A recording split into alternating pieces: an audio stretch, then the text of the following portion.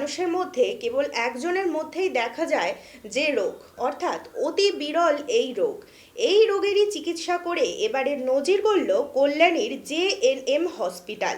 রোগিনীর শরীরের ভেতরে হাড় থেকে বৃহদান্ত্রের অবস্থান উল্টো দিকে থাকার সত্ত্বেও অস্ত্রোপচার করে নজির গড়ল Kalyani college of medicine and JNM hospital. রোগের নাম সিয়াটাস ইনভার্সাস টোটেলস।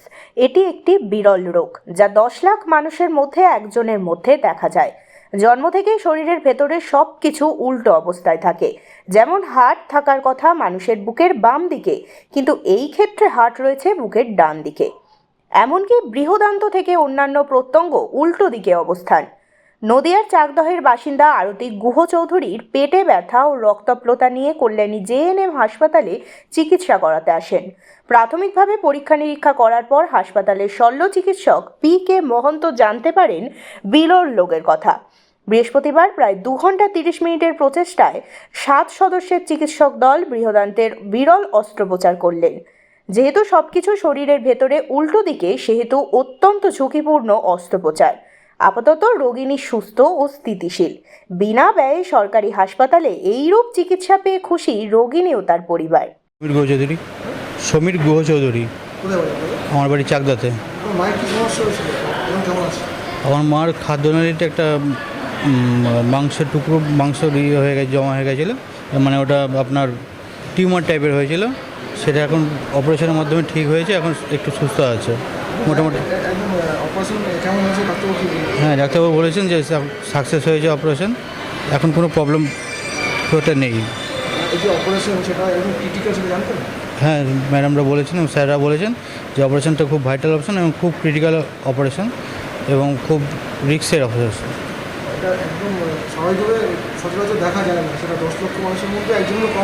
হ্যাঁ, 10 লক্ষ মানুষের মধ্যে একজনের, মানে ওনার পুরো বডির পার্টটাই পুরো উল্টো। মানে আমাদের নর্মাল মানুষের যে বডি স্ট্রাকচার যেরকম ভেতরে যা হওয়া উচিত, ওনার স্ট্রাকচারটা পুরোপুরি মানে ভেতরে সব কিছু উল্টো দিকে।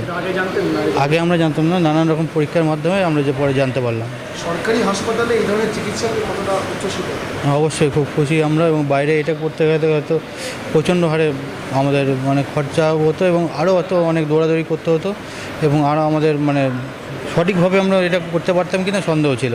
তো সরকারি হাসপাতালে এত সুন্দরভাবে অপারেশনটা হয়েছে এবং এত ভালোভাবে সাকসেস হয়েছে, এই জন্য আমরা খুবই খুশি। কতদিন আগে দেখিয়েছিলেন এখানে? আমরা 1-1.5 মাস আগে দেখিয়েছিলাম ফার্স্ট। তারপরে নানানভাবে পরীক্ষা নিরীক্ষার মাধ্যমে, পরীক্ষার মাধ্যমে এটা আমরা জানতে পারি।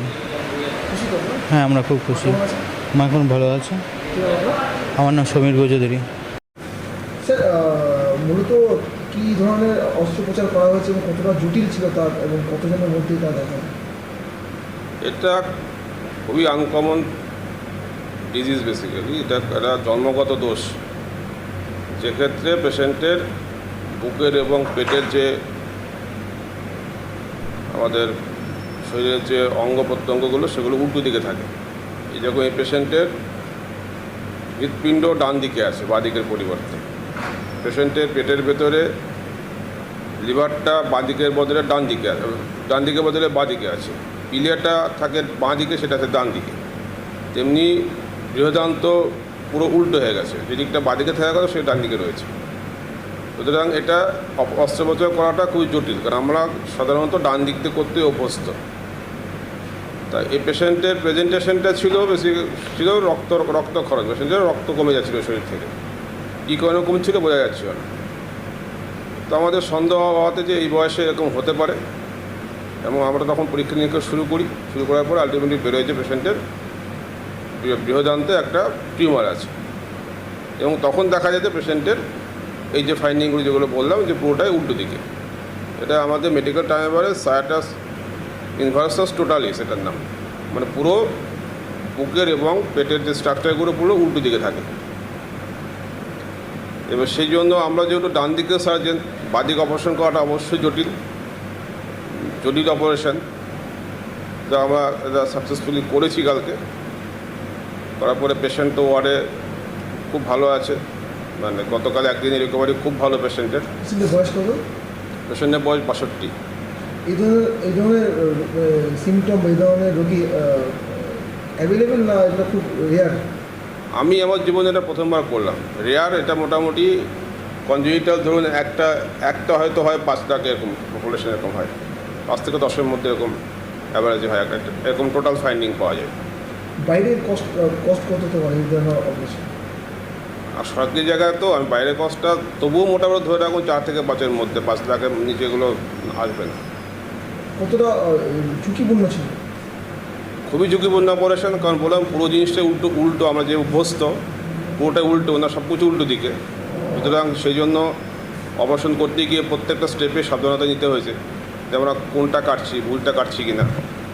ডান দিকে যেরকম থাকে বাদিকটা পুরো উল্টে গেছে জিনিসটা, সেই জন্য এই জিনিসটা ডান দিকে থাকা সেটা বাদিক থেকে কাটছি।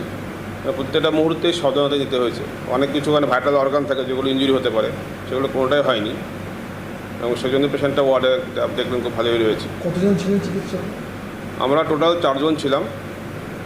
আমি নিজে, মেন সার্জেন, আমার সঙ্গে ডক্টর সবুজ পাল ছিলেন, ডক্টর দেবব্রত সমাদার ছিলেন, আর ডক্টর সৈমিতা ছিল আমার জুনিয়র। তোমরা কতজনের টিম ছিল আপনারা সব মিলে? 4 জনের টিম, সার্জিক্যাল টিম 4 জন। অ্যানাস্থেটিস্ট? অ্যানাস্থেসিয়া ছিল 3 জন। 7 জনের টিম। অ্যানাস্থেসিয়া ডক্টর নবারুণ সরকার, ডক্টর গাঙ্গুলি, ডক্টর নন্দিতা বিশ্বাস, এদের তো টিম ছিল। কতক্ষণ লাগলো আপনাদের সাথে? আমাদের সব মিলিয়ে অপারেশন করতে লেগেছে 2 ঘন্টা মতন, আর 8 ঘন্টা অ্যানাস্থেসিয়া অপারেশন, 2.5 ঘন্টা মতো টোটাল লেগেছে। অপারেশনে কোনো রক্তক্ষরণ হয়নি, খুব কম রক্তক্ষরণ হয়েছে। পেশেন্টের কোনো রক্ত দেওয়া হয়নি অপারেশন করার পরে। যেটুকু রক্ত দেওয়া হয়েছে অপারেশন আগে দেওয়া হয়েছে, যখন হিমোগ্লোবিন 6.5 ছিল। আমরা কিন্তু এখন অবধি রক্ত দিইনি, রক্ত বন্ধে লাগবেও না, কারণ অপারেশনের পরে রক্ত বন্ধে দিইনি। পেশেন্ট কেমন আছে? পেশেন্ট একদম মানে ফার্স্ট ডেতে খুবই ভালো আছে, ওটে বসে সুন্দর চেস্টে ব্যায়াম করছে। এটা কি আমরা ব্যতিক্রম এবং জটিল বলতে পারি? একদম, মানে আমি এটুকু বলতে, আমি হয়তো পরবর্তী জীবনে আর হয়তো পাবো না এরকম অপারেশন, মানে এই ধরনের ফাইন্ডিং অপারেশন। 5 থেকে 10 লাখ মধ্যে একজনের হয়। সম্পূর্ণ বিনামূল্যে হয়েছে। সম্পূর্ণ বিনামূল্যে গভর্নমেন্টের সরকারি হসপিটালে, কোনো রকম পেশেন্টের কোনো পয়সা খরচ কোনো কিছু হয়নি। এবং এটা খুব হাই এন্ড ইনস্ট্রুমেন্ট ইউজ করা হয়েছে, স্টেপলার বলে একে, সার্জিক্যাল স্টেপ তাকে ইউজ করা হয়েছে ভেতরে, যেগুলো আমরা হাত দিয়ে করি, সেগুলো স্টেপল দিয়ে করা হয়েছে। সেগুলো অনেক কস্টলি, সেগুলো সবই গভর্নমেন্টের ফ্রি সাপ্লাই আছে আমাদের এখানে। এই হেল্পগুলো না পেলে অপারেশনটা আরও লেন্দি হতো। এই যে 2 ঘন্টা বলছি, 2 ঘন্টাটা 4 ঘন্টা হতো অপারেশনটা, কিন্তু ওইগুলো থাকাতে আমাদের অপারেশনগুলো খুব তাড়াতাড়ি নেয়, অনেক তাড়াতাড়ি করা গেছে জিনিসটা। স্যার, আপনার নামটা বলুন। আমার নাম professor PK Mahanta, surgery HOD।